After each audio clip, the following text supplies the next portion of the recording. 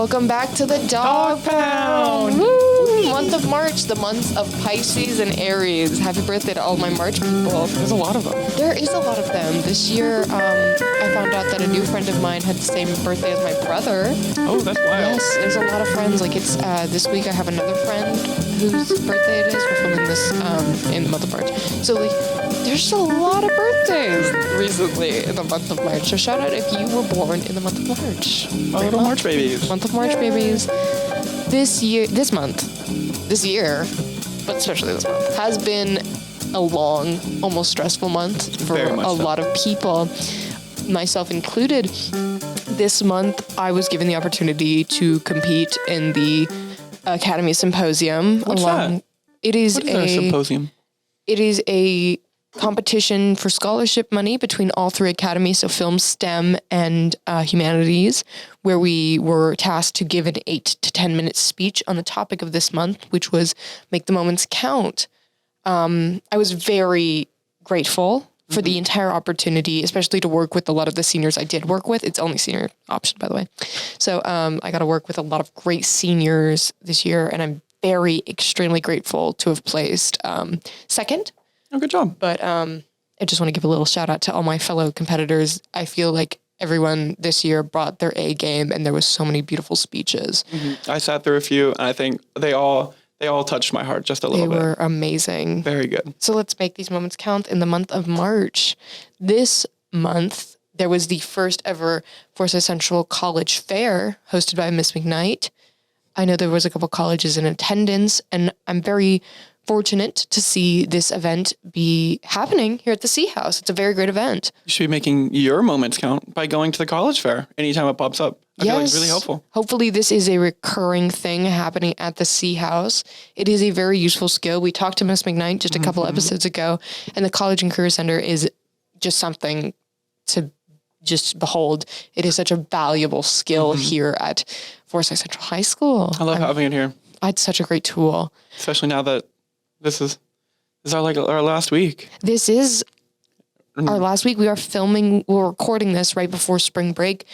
And I know us as seniors are having this realization that this is kind of our last week here. Yeah, we have spring break, and then we prep for finals. You prep for finals, but Prep for finals, prep for AP. Prep. Graduation is in the month of May, but we're getting a little too ahead of ourselves. Let's go back to the month of March and talk about our interview this episode. Yes. This episode, we had the beautiful Miss Haslett on to talk about Youth Art Month and the different resources that the Forsyth Central offers for any kids who are interested in pursuing a career in the arts. I think a lot of people that will be able to listen to it will really get a feeling for how much we value people that like are into art and how we really try to like build their like interest, I guess. Build their interest, build their skill set. So let's go right into that. Welcome to the show. Hi, I'm Marea Haslett. I am a visual arts teacher, one of 4 here at Forsyth Central and the Fine Arts Department chair. Woo! So this is the month of March, and in the month of March, you had mentioned it is Youth Art Month. It is. For our listeners who do not know what that is, would you mind kind of explaining what that is and how it is in the C House, how that is represented in the C House? Sure. I'll be glad to. So Youth Art Month is a national recognition of artists all over the country. And here at the C House, what we do is we basically are highlighting and showcasing the kids who have worked all throughout the year, and they've competed in both regional and national competitions. And so this month is where a lot of receptions are, and it's when we find out about a lot of awards. And we also have some opportunity to exhibit some work. So we've had students who have had work at the Capitol Art, and that was last week. We went down to the Capitol in Atlanta and kind of hung out with some representatives and talked about, the importance of art. And our state superintendent, Richard Woods, was there, and we got, a lot of pictures and a lot of fun. It's a good event. And then we just finished the Forsyth County High School and its middle school art exhibition at the Focal Center, and that's closing out today. And that brought out about 500 kids and their parents and community members and administration and teachers. And so there was a lot of support for the kids for that. And then we're finding out about a whole bunch of different things that are kind of culminating in this month as well. So some kids will find out about GHP in the next few days, and we have the Scholastic Awards, which is tomorrow. All-State was this week or this last week. So it's been a very busy month. It's been a very busy month. A lot of things happening for the art world at the C House. Now, you had mentioned off recording that we have the biggest art program here in the county. We do. There's a lot of artists here at our school. What resources are at the school to help kids who want to pursue careers in the arts? What can people expect? So the best resources that kids have are us. And so we are very fortunate here to have 4 full-time art teachers, which no one else in the county has. And we have one of the largest National Art Honor Society organizations as well. And so when kids are interested in pursuing something with the arts, honestly, if they're in a class or not in a class, they can come and talk to us and we can give them ideas. And one of my favorite things to do is to help kids figure out their next steps.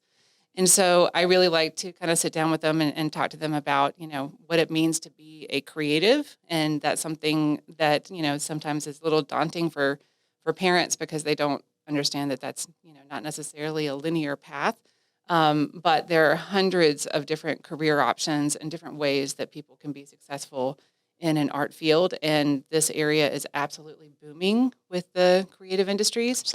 So this is something that I love to talk to kids about. And we talk about it in class, and we also talk about it through National Art Honor Society, which is our honor society. And we get people to come in and speak to kids, when we can as well. So yeah, just to reach out. You keep mentioning National Art Honor Society. Mm-hmm. Would you mind maybe explaining what that is? Sure. So our Honor Society, people can join it after they've taken at least one art class with an A average, and they're able to maintain an A average and stay in the art program. And they also have a 3.0 in their other classes as well. And we do art-based community service. And so some people may have seen like little cards around where people have like they look like little playing cards. We call them artist trading cards. And, kids will make those and share them with other artists, or they'll share them with friends.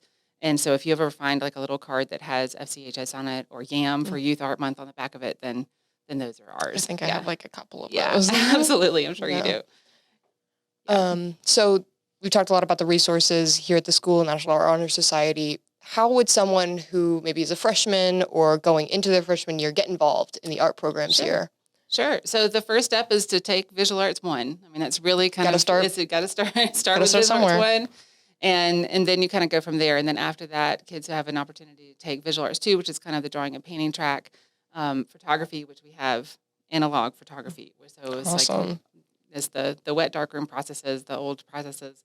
But we also have media arts in the computer lab with Mr. Bertoli, and ceramics with Mr. McCann, and AP art history as well. So gotta love AP art history. Yeah. So kids can just, take classes and then just be involved in National Art Honor Society. We do most of our stuff during the day, so like there's not a huge impact on large community service stuff that we're doing outside of it, but there's a lot of opportunities throughout the year to do things.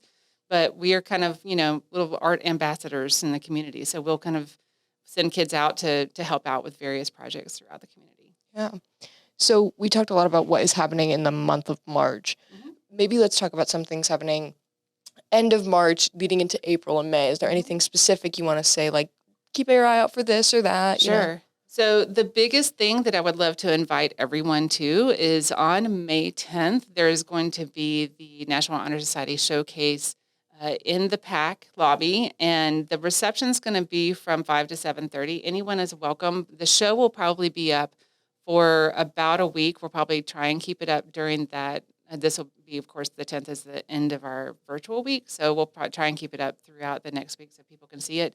But it's going to showcase all of our seniors, and so every senior will have, who's in National Art Honor Society, will have work that is exhibited, as well as our AP students. So we'll have a lot of work. Check that out, May 10th. Yeah, absolutely. It's May 10th. Absolutely. Anything else happening in the month of April? In April, pretty much it's straight on working. Like everyone's finishing up. So that's like kind of one long tech month is for us. Yeah. It's pretty much good way to describe it. It's definitely finishing everything up. And but if anyone has any questions, they're welcome to come by the 800 building and come check out what we have and ask us questions and go from there. Best building in the whole. Absolutely. Best building. Good time. Thank you so much for Thank coming you on for the having show. You've been lovely. All right. Have a great day.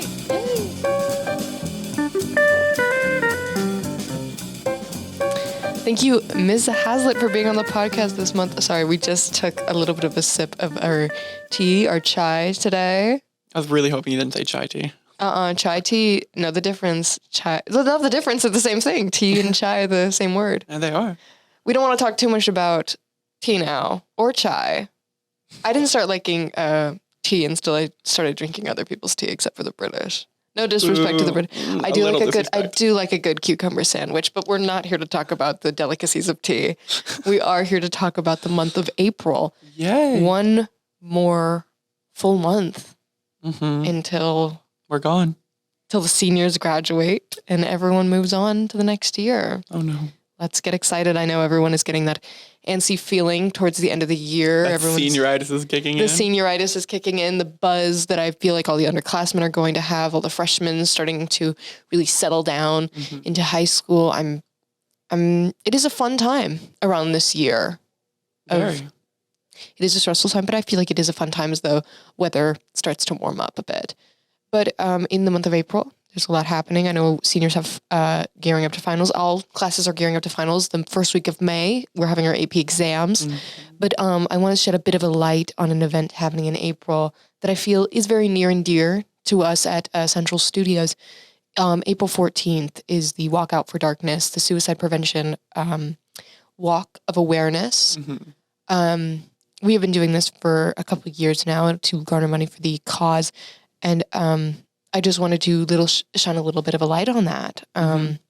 It's a very important thing to talk about. Mental health, of course, very much matters. And I'm glad that the school can do and have resources for that. Have any thoughts, Chris? It's good to know that our school sets aside a certain amount of planning, money, time to raising awareness for something that I feel like everybody at the C House holds a little dear to them. Because we've all known somebody who's suffered from depression, and I feel like we all could use a little light in our lives. Speaking of shining a bit of a light on something, if you have been at the C House for at least a year now, you have probably met the excellent teacher, Herr Carr. Now, I don't want to go too much into it, but he was in an accident. A GoFundMe has been made to raise funds for his health care.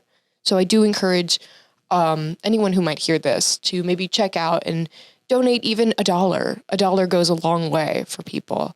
Herr Carr was an excellent teacher. I had him, and he's one of the most caring people I think here at the yes, CF. Absolutely. So we're sending our love to Herr Carr today. And if you don't have funds to make sure donate, to just share it. Spread the word. Thank you. Thank you so much for listening to this month's episode of the DawgPound. Well, it did end on a serious note. We hope that everyone leading into the beautiful month of April can enjoy the spring break, the beautiful weather, the change. Hopefully get some cleaning and some I'm hoping transformation almost. I feel like everyone is going through a little bit of a transformation as the weather changes. So, with that being said, have a great Bulldog Day. Ruff! This month's episode of the podcast was brought to you by Central Studios. Show producer Jason Hanline, show host Chris Van Marder and Nikki Melendez, show editor Gavin Haslett.